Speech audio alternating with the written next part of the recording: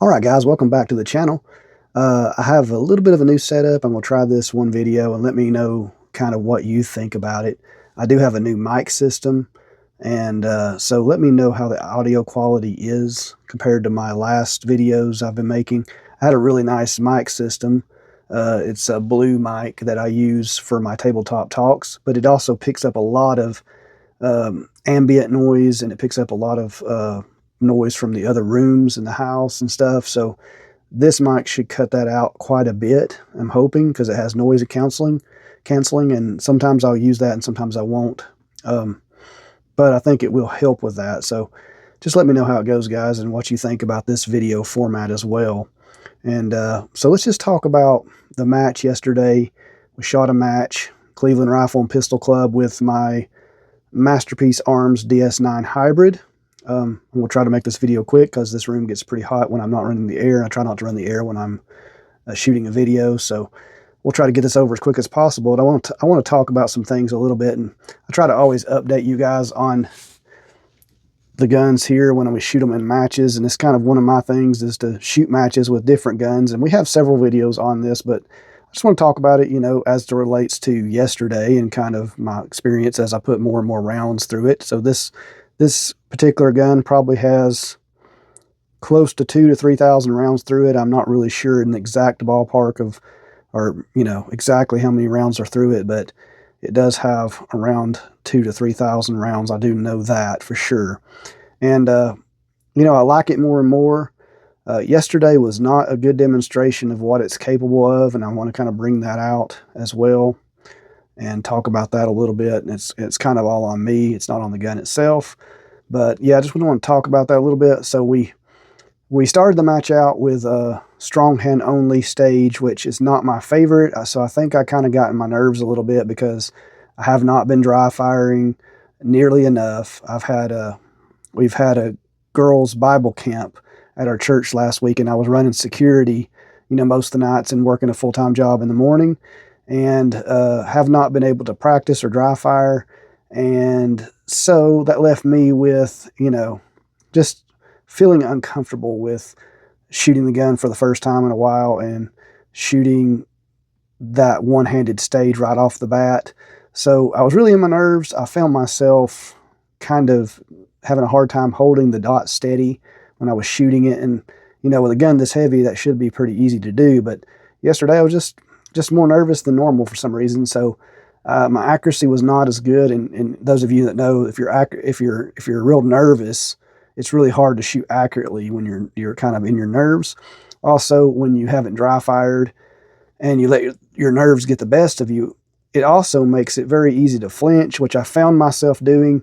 I have enough shooting experience to know that to catch myself when I'm flinching, when I'm shooting. And I noticed that I did flinch several times when I was shooting yesterday, and it threw my shot not necessarily way off. I still hitting the target just fine, but it was not where I wanted it to be. And that did lead to several down ones. So, you know, adding an extra second to my stages several times, sometimes per stage, by not shooting as accurately as I wanted to. But I was just kind of letting you guys know it wasn't the gun. It was shooting awesome. I mean, it's shooting flat. You can see by the footage that this is a great shooting gun, and I really enjoy it. And hopefully one day I can take it out again, and one day soon. But, you know, I have other plans for shooting other guns as well. And this is definitely one of my favorite guns for sure. And I think, I'll be honest with you guys too, that sometimes you find yourself putting your expectations too high when you're shooting one of your most favorite guns. Like when you shoot the gun that you know you should be doing good with, it sometimes puts an extra level of expectations on yourself to do good with it, and you don't do that sometimes. So that sometimes is a thing. So sometimes when I shoot a pistol I don't expect to do good with, I shoot better. And that's just a weird mental thing, I think, that plays on your mind a little bit. And so you got to get past that. You got to let that go and kind of just go out and have fun. And when you don't do that, you know, it kind of shows through, and sometimes in your accuracy and your speed through the match. But yeah, I was just nervous and I couldn't figure it all out. But the gun did really, really good. It was shooting just fine. There was several shots I made that were really, really accurate. You know, most of them were but just a few I was just in my nerves and didn't do a very good job on. We did have one malfunction, but I want to talk about that. It was on stage 2, I think. We were shooting through a window, so I don't know if the camera didn't pick it up and the slide hit the window because it was going up so fast, but the gun don't really shoot. It shoots pretty flat, so I don't think it hit the window. But I also discovered when I took the gun apart, and I'll talk about this in just a second, I took the gun apart and cleaned it, that there was some unburnt powder in the disconnector area of the gun right in here. So where the disconnector is, there was some unburnt powder. So maybe that unburnt powder was getting in the disconnector space and not allowing the trigger to reset, because it's like it had a dead trigger, which is really weird because this gun has never had that problem. And once I shot the rest of the match and it was just fine. But once I cleaned it and everything, I tried it out several times. It was just fine. The gun was really, really dirty.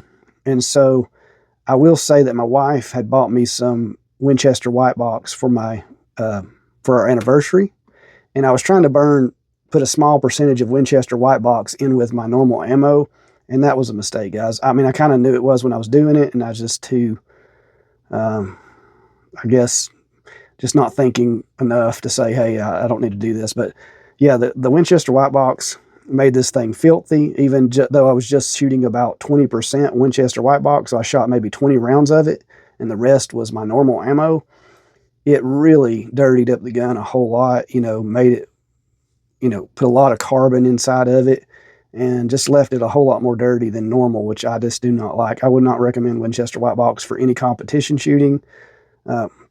Personally, if you're going to shoot Winchester white box, which I don't know why you would, because there's other ammos just as cheap, but if you're going to shoot Winchester white box, then I suggest you shoot it through just a regular, non-ported striker-fired gun, and one that you don't mind getting dirty, and one that won't affect that very much.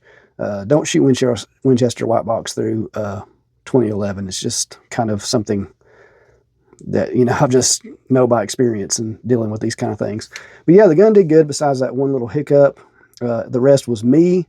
I was moving kind of slow, and I guess that was because my shots weren't where they needed to be, so I was trying to take my time maybe a little too much, and it wasn't really helping my accuracy a whole lot. So I was moving a little slow.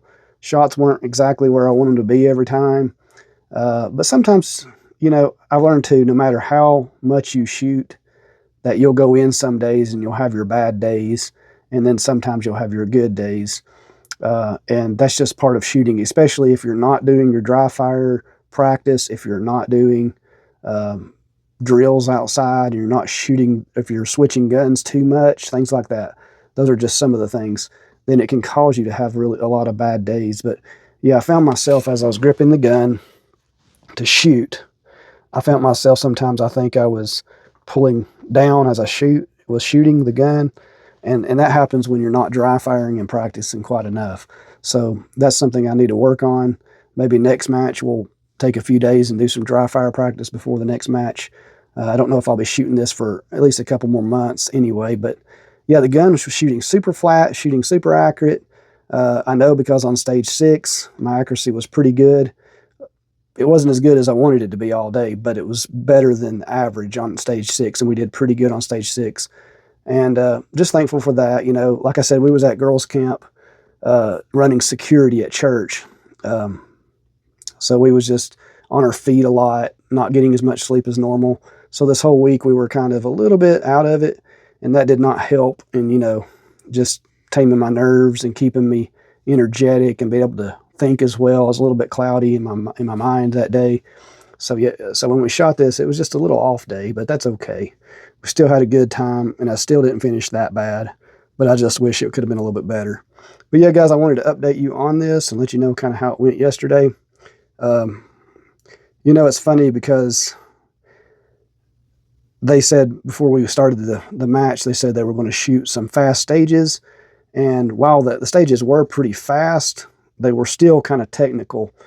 I wish they would one day, or at least once every 3 or 4 months, when IDPA, they would just have an IDPA day where it was like very low technical stages and very high, speed and fun stages, and maybe even include a little bit more running, because I do enjoy the running part. So I like it when they make alleyways, different lanes of shooting, and you're shooting a lot of targets, and you don't have too many non-threats on the stage, and it's just fun and quick and very practical and very see all these technical stages where you're doing a lot of tactical reloads, which tactical reloads make sense in very little scenarios in real life, so I'm not a big fan of them.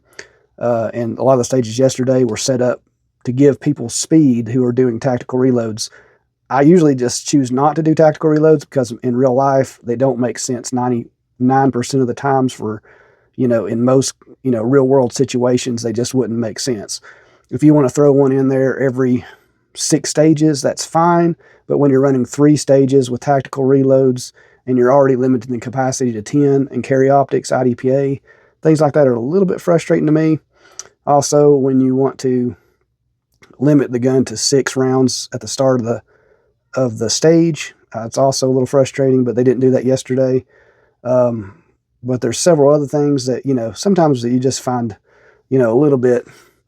I'm more like realistic with what I like to shoot and how I like to shoot.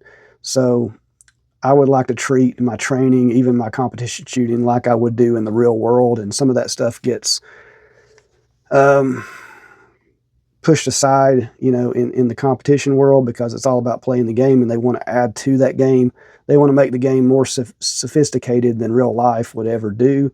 And that's okay if you like playing the game, but it's hard to get really high scores unless you really do give into that kind of way of thinking. So that's just the way it is. But, I enjoy the training and the experience that I get out of it, and I learn my shortcomings every time. I see my shortcomings come out.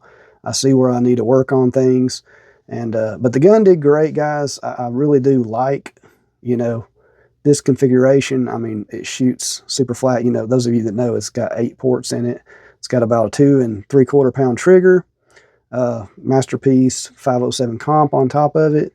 The gun is just fantastic. It's been really reliable. I did have that one hiccup like we talked about, but like I said, I was shooting Winchester white box, and that probably was not helping at all. I've never had any problems with reliability since, we've got this thing kind of tuned and where we want it to be. So yeah, I'm not really worried about it. It's not something that I'm concerned about happening again anytime soon. And if it does, we'll definitely look into it harder and make sure there's not something else wrong with it. But yeah, guys, we had a really good time shooting this thing. And I just want to kind of update you on that and kind of give you kind of a quick run by on that. Let me know what you think about the video and the audio and this kind of particular angle. If I'm showing very detailed images of a pistol or whatever, I probably won't do this angle. But like when we're talking about a match like we're doing today, we're mostly just talking. And then I might do something like this where you guys can see me, and just let me know what you think, and if I should do more videos like this, or keep them more above the gun and above the table like we normally do. All right, guys, God bless. Have a great day. Please like and subscribe. Please leave me comments, because that does help the algorithm and everything else.